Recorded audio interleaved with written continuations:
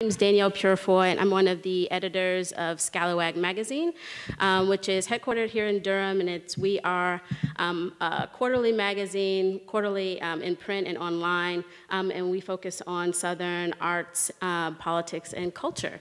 It is my pleasure to welcome you tonight to our second event here at Hayti. We are hosting this evening Dr. Regina Bradley from Kennesaw State University, and she will do a reading and will be in conversation this evening with Dr. Anthony Neal on a talk entitled The Hip Hop South.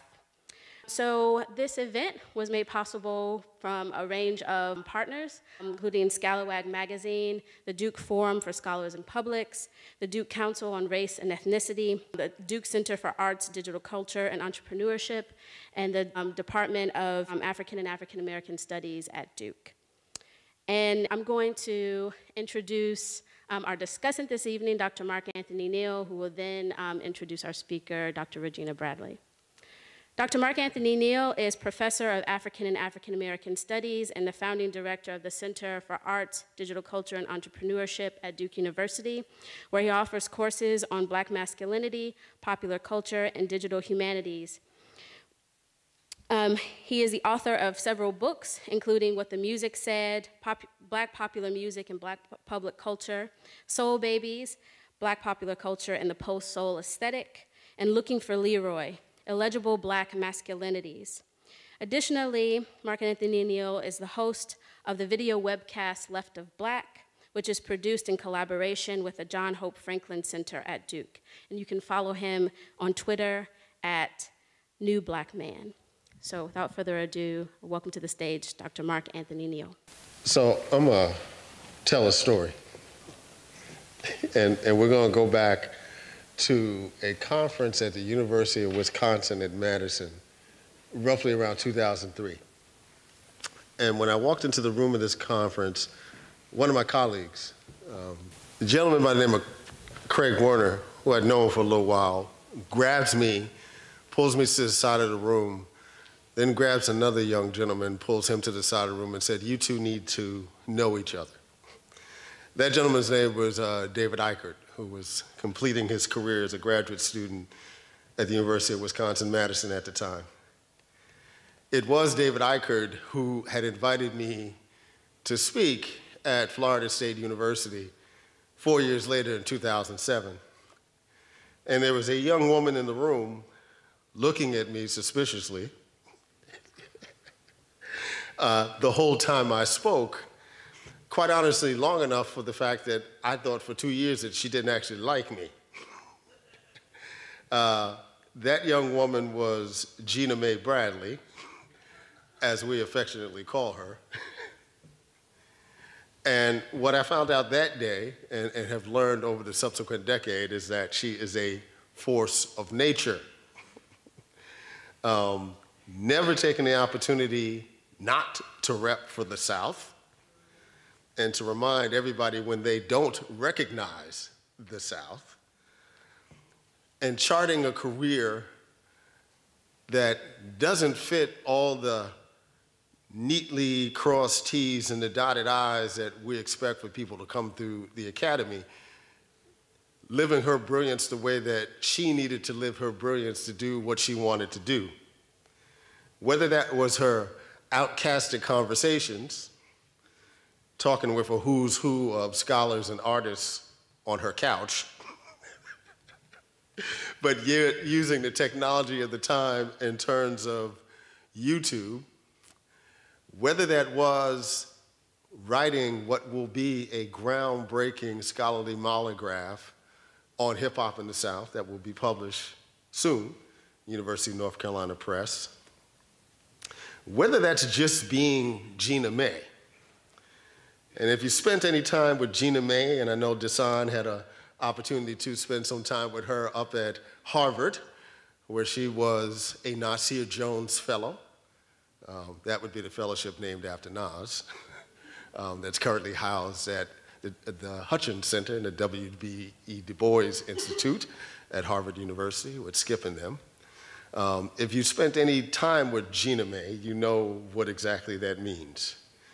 And it was Gina May who decided, you know what, I'm not just a scholar and a thinker. I got some skills also in terms of fiction. In fact, she was like, my original skills was at fiction, and I'm going to share that with the world. I was honored that she asked me to spend some time with her and you this evening to talk about her work and her ideas. And I'm sure after you spend an hour here this evening, you too will never forget Regina Bradley and understand why we refer to her as a force of nature. Regina Bradley. So thank you to Mark, AKA Man. I have officially made it because he gave me this unbelievable introduction. And it wasn't, for the record, it wasn't that I didn't like him. I was more in awe of him because he was doing all of these amazing things that my dissertation advisor and now my friend, David Eichert, was like, if you step your game up, you too can do what Mark Anthony Neal is doing. So, you know, many thanks to Mark for indulging me for more than over a decade now, and introducing me to some of the folks in his squad, like Dr. Treva Lindsay, who is my ride or die, that's my boo. So I was trying to figure out what I wanted to do for you all this evening. And what I decided was I am from Albany, Georgia, not Albany, that's New York. I'm from Southwest Georgia, and you know, affectionately known as the Benny from the South Side. And that's where I originally got the name Gina May, because my classmates were trying to tell me that I was too bougie. And I had just moved from Northern Virginia, and they were like, you talk too perfect, shawty. And I was like, well, what does that mean? I still enunciated everything. And they were like, we're gonna name you Gina May. And the name kind of just stuck. So when I wrote Boondock Kollage, it was more of a dare. So I had just finished my dissertation, and I had really missed what I call my Gina May voice, the person that had this very creative outlook. And you know, she had been buried for almost a decade in graduate school, because graduate school doesn't want you to be creative. They want you to write like old dead white men, especially because I was an English PhD student, so they were like all the dead white men. And it initially started as a dare for me, and the next thing I know, these stories started to pour out of me. And that's kind of where I start. So what I'm going to do is I'm going to do three things. I'm going to read a little bit from the prologue of the book, which is called Reckoning. And then I'm also going to read a little bit from probably one of my favorite stories in the collection, which is Intentions.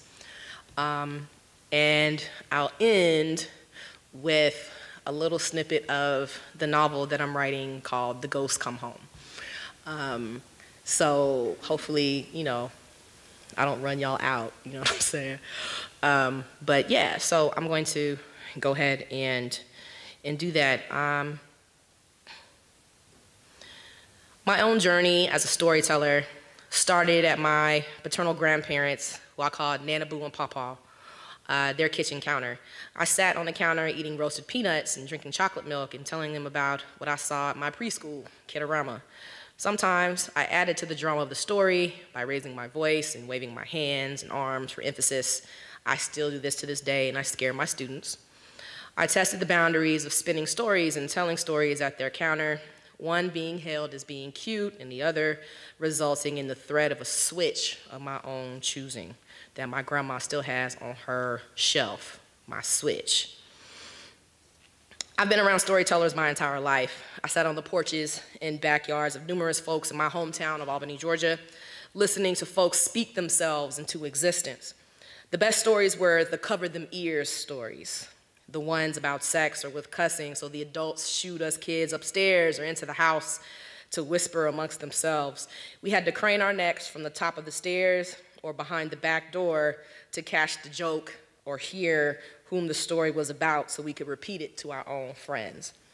My heart jumped at the different types of stories that rendered boisterous laughter, clinking glasses, smacking hands, backs, and bottoms, joyful hollering, grins, and a few silent tears loosened from laughing too hard, from remembering strong men and women lost along the journey.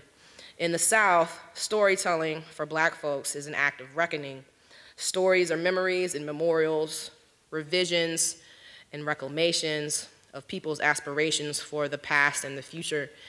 We are inherent and inherited griots that use stories to conjure, to erect, and to speak our truths. The story that I'm going to read from this evening is called Intentions.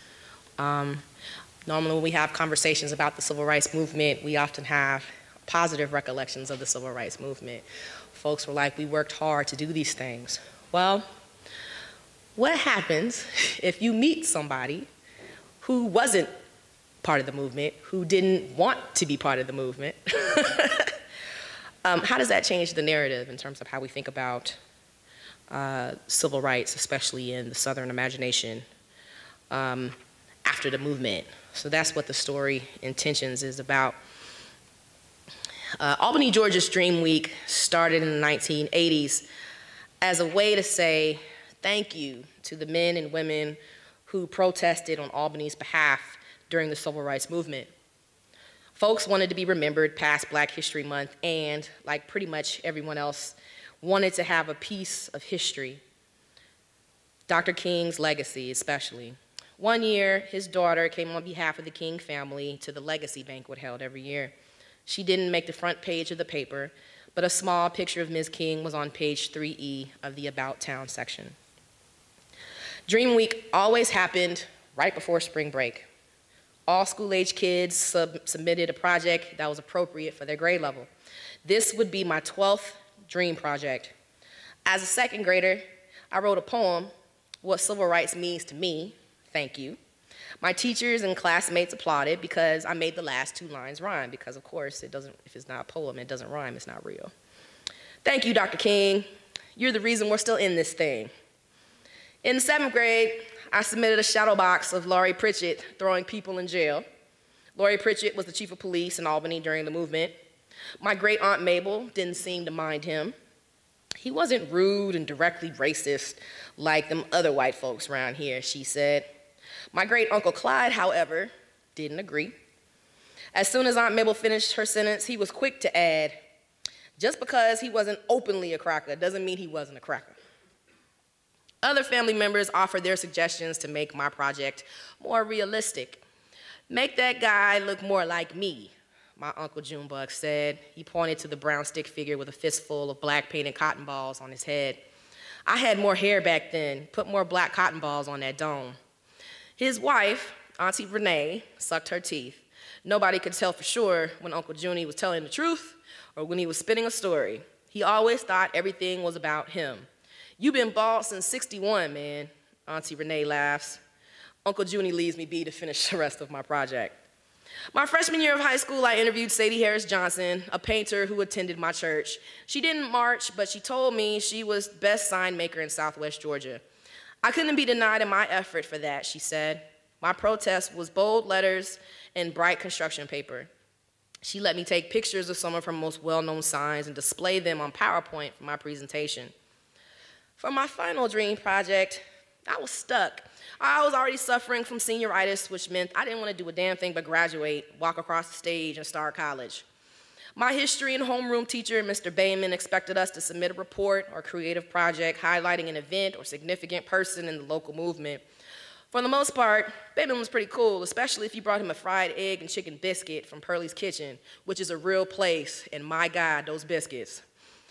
Fried chicken biscuits won't save you from me failing you, he said.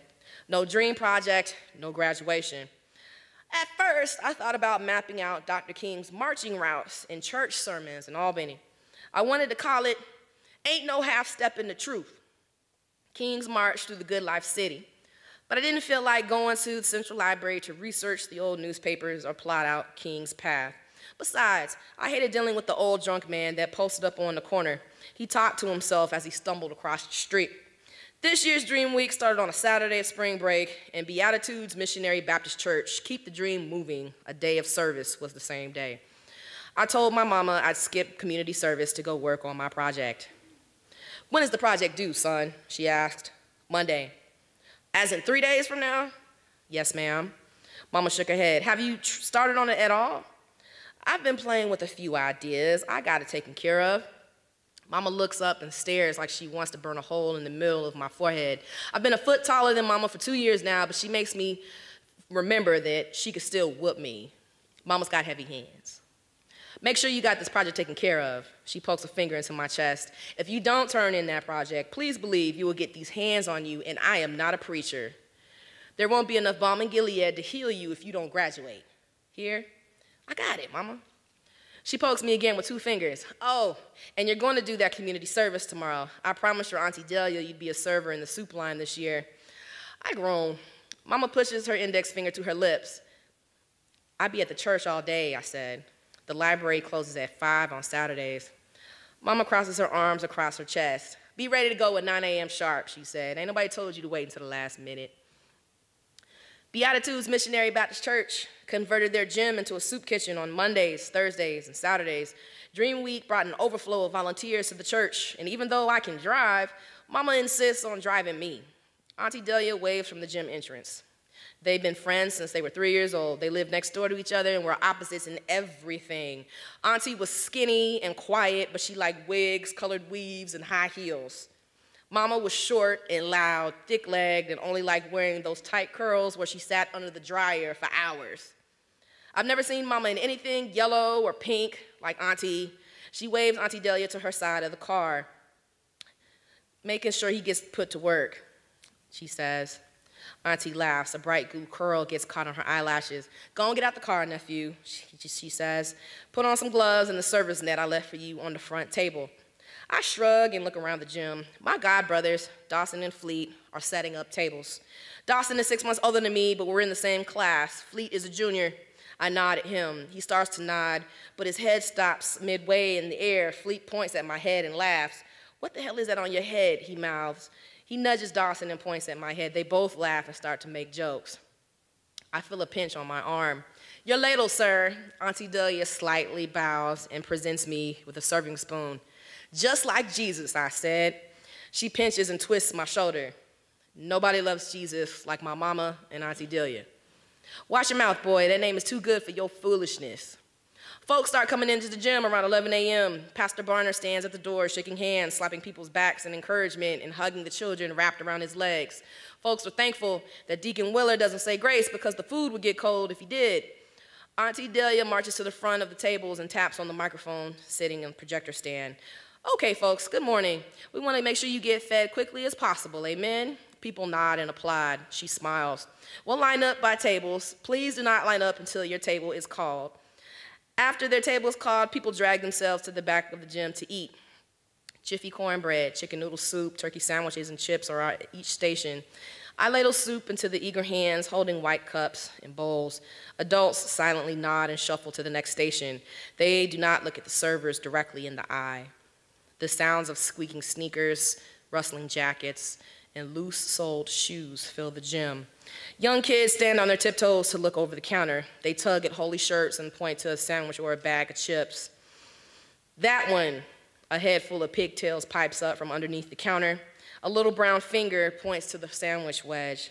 Down the line, another hand grabs at 2 potato bag chips, or 2 chips of potato, 2 bags of potato chips. Let me get it together. I lean over the table to see the hand's owner. Give it to me, he says. A little boy in a dingy white baseball hat yells at me and stomps his foot. The boy's mouth is pulled like he's sucking on a sweet and sour tart. The man he is with shakes his head in apology and grabs the boy's arm. Don't be greedy, son, the man whispers. The boy isn't satisfied. He kicks his shoe into the floor and bounces his head up quickly like he has a brilliant idea. Well, can I have it if I eat all my food, Daddy? The hat swallows the back of the boy's head and he looks up to his father, waiting for an answer. We'll see, the dad says.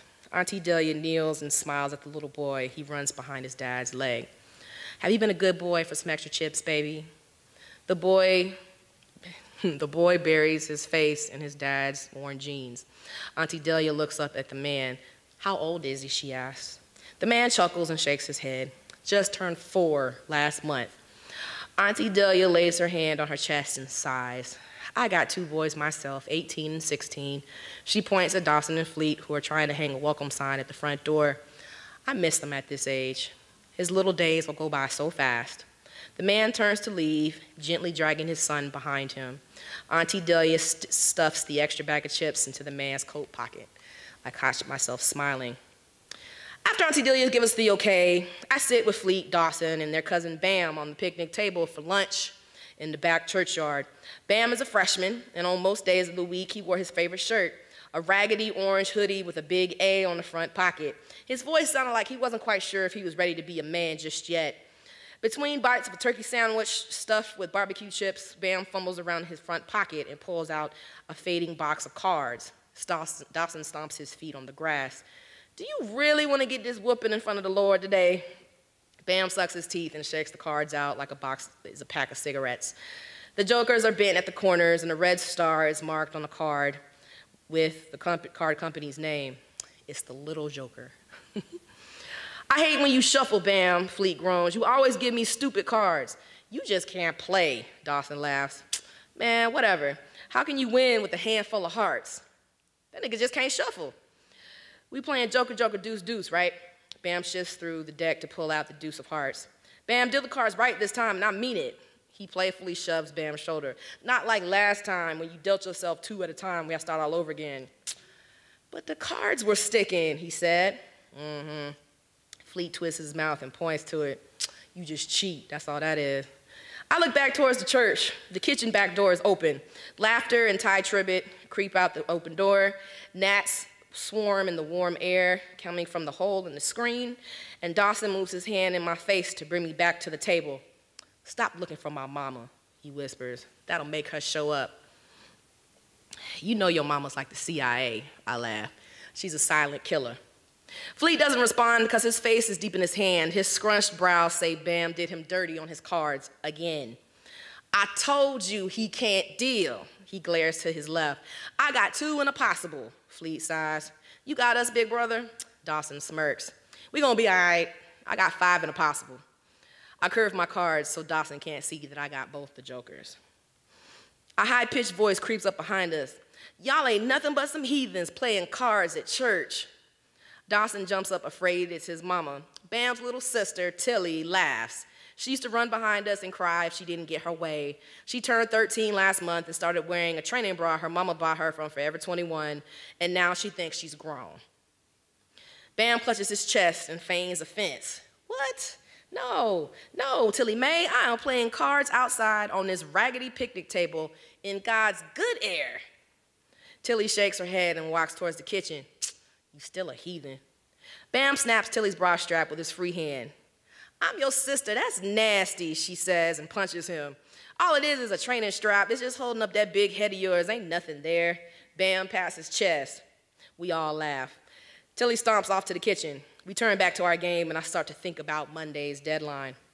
Hey, did you finish that assignment for Bayman's class? Slam, scrape.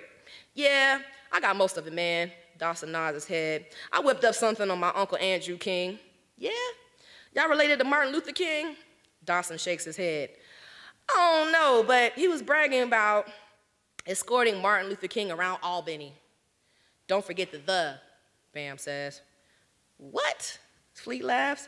The, you uneducated Negro, Martin Luther the King. Be respectful.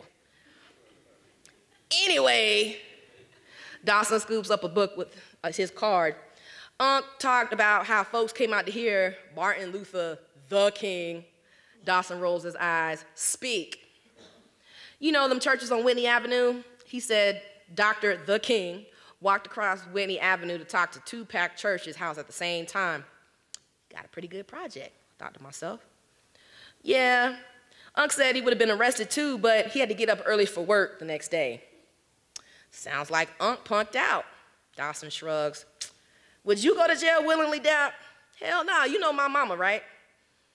My card spins in the middle of the table. Auntie still tripping on you, huh? Man, is she graduating or me? She's probably saying our diploma, like my mama, AKA your Auntie Delia. More laughter. What you got going for your project so far, Dap? Not a damn thing. Ain't a fried chicken, egg, and chicken biscuit in the world big enough to save you from failing if you don't turn that project in on Monday. I reach across the table and shake his wrist. His hands clamp down on his cards. I twist my mouth in thought and look out into the small grove of pecan trees across the street. I'm so ready to get up out of here, man, I say. Albany ain't so bad, folk. Albany is the trap, I said. We stuck. Stuck on what? Everything. Like this damn dream week. I curl my fingers in the air quotes. We act like MLK is buried over in the fancy white people cemetery on Dawson Road. Crown Hill Cemetery had regular burials where people could be buried underground or in big marble mausoleums above ground. Not the white people graveyard, though. Dawson cackles, Bam and Fleet start the fake scene going up yonder. I mean, why do we gotta do this every year? I get it, be thankful. Say that, he said. They want you to go up yonder, Dap. Fleet points his bony finger against his chest and then upward. He hops on the tabletop, his arms spread wide and above his head. Fleet's eyes are squeezed until his eyeballs make his eyelids wrinkle. He puffs out his cheeks. You look constipated, Fleet. He ignores me. But won't he do it, though? He says loudly, in his hand over his head. Good Lord, if you hear me, your humble servant, please let this young and dumb black boy graduate on time. Dawson and Bam fan themselves and say, on time, glory. We need this miracle today, Jesus. Today, Lord. Y'all ain't. The table violently shifts to the left and Fleet falls and kicks Bam in the face. A man in a wrinkled Dookie Brown suit and yellowing shirt looks past us towards the parking lot. Bam rubs his jaw. You good? My bad, cuz. Bam waves Fleet's hand away. Yeah, I'm good. Fleet turns to the man to say something. Sir? The man keeps walking away from us. Fleet yells into the man's back. Hey, mister, that was one hell of an apology. Thank you so much. Fleet stretches out his legs and flops to the side of the table and points at him. You made me kick my cousin. The man brings his gaze back to us. His eyes are dull, like the copper sponges on Mama's kitchen sink that have soaked up too much grease and scrubbed too many pans. Shut up, you little shit, Dookie Brown yells. Watch where you sitting at the table next time. Dawson gets up to defend his brother. Don't get got, old man. The man's neck rolls in small circle like the females at school as he talks. Sit down somewhere, boy Dawson. Dawson's fists loosen and he squints at the man trying to place him. I know your mama working over there in that kitchen. The man's neck continues to roll. He turns to me. What about you, boy? You got something to say? He burps in my face. He kicks the other leg of the picnic table. Y'all do this every year and serve the same shit. Store-bought soda and sandwiches made with Dollar General turkey and government cheese. We don't have to make you ungrateful as a damn thing, Fleet mumbles to himself. I come here because y'all owe me. You run around here like you run the city and don't know how to pee straight. We all flinch. Bam stares at the man down, but something pushes through the man's gaze that softens Bam's back. He forces his head down to look at the ground. Dookie Brown smirks. Can't be hard when you got borrowed pain, he says. Who the hell are you? I ask. The man stops smirking at Bam. He turns to me. Pickle bean, he sneers. Yeah, so you're gonna have to actually get the book to find out what had happened. Oh, thank you. I'm trying not to touch the mic, okay. So, you know, in addition to me trying to be great as an academic, my saving grace is my creative writing.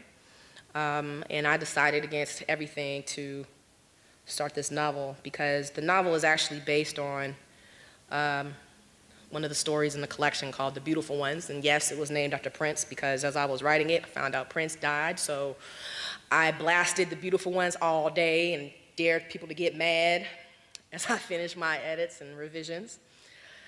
And the story that kept coming to me, so where I'm from in South Georgia, young black men have been known to get into a police car and disappear or go to jail and disappear. They go in healthy, there's nothing wrong, but sometimes they never come out.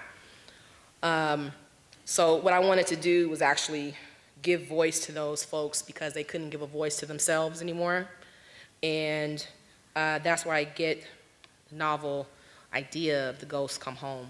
And it's about a young teenage black boy who goes missing in South Georgia, and he watches his family look for him from the other side, which is known as the Stocks. And this is actually new, because usually I just read the prologue, but I wanted to read from the main character. His name is Stenny, and read from his perspective. So I've never read this out loud, you know, so I'm gonna put my Erykah Badu disclaimer. I'm an artist and I'm sensitive.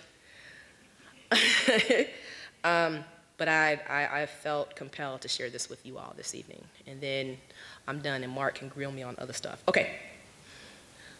Why the hell was it so windy? I look around, it's still pretty dark, and I hear the rustling of cornstalk leaves in front and behind me. The sound of rustling leaves picks up. My head hurts. The wind is loud and disrespectful, whispering in my ear at first like a flirty female, and then switches to a low rumble like thunder. I've heard a thunder moan one time before when I was fighting with sister and accidentally hit her in the stomach because she wouldn't stop playing and give me back my good brush. I got 25 different brushes, but the dark brown one with hard boar bristles is my favorite because Daddy gave it to me when I turned 15. Daddy slapped it into my hand and grinned. A grown man needs a grown-ass man brush with the hard bristles. He's whistled between the gap in his teeth. I nodded like I knew what the hell he was talking about. I wanted to understand anyway. Harder the bristles, the deeper the waves. He ran his hand smooth over the top of his head. His waves obeyed his command like he was God. Learn your pattern. He looks over the top of my head. Yeah, I can't see your wave pattern just yet, but I can see the swirl. He shows me his own head. See, that's how you know how to brush. He takes the brush back out of my hand and uses short, gentle strokes. Pay attention to me, son. Start at the crown and brush down. Daddy sounds like he's brushing carpet. All right? Follow the pattern. Then take the brush and go side to side. See? Daddy brushed his hair like a pro. He didn't hesitate as he brushed his hair and waves bowed to his hands. He gave me the brush back. I tried to be smooth like him, but the brush bit on the small, tight curls in the middle of my crown. Ow! Daddy laughed. Them bees gonna get right, you just gotta train them. You know how you and Pook like to go lift weights? You gotta do it regularly to see any results, right? Waves is like a muscle. You gotta get your own strength and system right. The wind rises again and pushes Daddy's voice to the side. The moaning smacked my neck and tickled into my ear. My chest felt wet. I try to take a deep breath. The ground around me moves, but I'm still stuck. I look down and see one of my arms is caught into a dark gray gunk. The smell of sour eggs wafts into my nose. My head pounded. I didn't drink last night, I didn't smoke, but here I was, stuck in some shit I couldn't really see in the gray morning. It was only gray right before it got flushed out by the real sunlight. I realized I broke curfew. Mama was gonna kill me good and dead. The wind continued whistling low. I called out over it and over the lip of the hole I found myself in. Anybody there? The gray mist turned dark blue, then electric blue. The blue mist was bright enough I saw a large shadow in the corner of my eye. It stood still and silent. The wind didn't seem to bother them none. Excuse me. I tried to reach out to the shadow. The wind clicked and whistled, and I felt something starting to pull me down into the muck with intense sucking. My stuck arm sinks under first. Panic hits my free side. Hey, folk, I call out. The shadow stays put. I couldn't tell if I was calling out to the shadow's back or if it had a front. Irritation felt prickly in my free arm hair. The angrier I felt, the deeper I sank. I know your fat black ass sees and hears me struggling over here, I call out to the figure. Within a blink and a half, the fat shadow was looking down on me, watery eyes glaring and smug. His skin was the color of the sinking dirt trying to kill me. I blink again. His face is right in mine. Call me a fat ass again, he hissed. Each word sounded threatening, like he wanted to do something to me. He tilts his head to the left. Well, I was just trying to get your attention, I gasped. The warmth of the muck was near my shoulders. It was hard to breathe. Well, you got it. It's one thing to get my attention. A whole nother conversation if you want my fat ass to help you up out of there. The boy scrunches his nose. The sour egg smell starts to smell like lime. Yeah, you starting to sink fast, he says. I start to gurgle. His words sit on my chest and push me further down into the hole. My bad, man. The fat boy stares. I'm nearly up to my neck in the mud. Please, I'm sorry. You sorry for real, or you sorry your black ass is stuck in the chug? The what? The chug. He waves his hand around. The ground is eating you alive. You feel tired, don't you? I nod. Yeah, the chug likes new life. I reach out towards him with my free arm. Well, can you help me get out? He leans back and shakes his head. He turns to leave. Please, fat boy. Man, what the hell do you want me to say? The boy keeps walking. I'm begging you to give a damn. The boy doesn't turn around. Come on, man, a damn, half a damn, just help me, please. The boy heaves his shoulders and turns around. Once again, his face is close to mine. Till. What? It hurts to breathe. I keep my eyes closed. Till. My name's Till. Okay, whatever. Till. Help me out of this shit, please. Till. The fat boy named Till laughs and plunges his hand down into the chug mud and feels for my hand. Don't get the wrong idea. I ain't pitching you no woo, he laughs, pushing his arm further into the muck and swishing left to right. He grabs my sunken arm and yanks upward. Steady yourself, he says. The chug fights back to hold fast to my body. Till continues to wiggle and shake my arm. I try to wiggle my toes and legs to help him. Steady, that's it. Steady now. Just a little bit of movement at a time. The sucking moves back down my body, past my neck, back to my chest, and finally to my feet. With one last shake, Till shucks me to the ground. I land on my stomach. I want to throw up because the smell is overwhelming. Till steps back from me to check me out. Looks like I saved you from being a chicken bone. He laughs again. He's thick. He's almost as big as Pook, but shorter and browner. No dreads, just a fuzzy head, a stomach, one sandwich away from a gut, and a baby face. Thank you, my dude, I gasp. Yup. He slides his head to the left again and points at my arms and neck. Till shifts from foot to foot. The chug got you good. Look at how white you are. He slaps his thigh. You that kind of pale white that makes real white people nervous.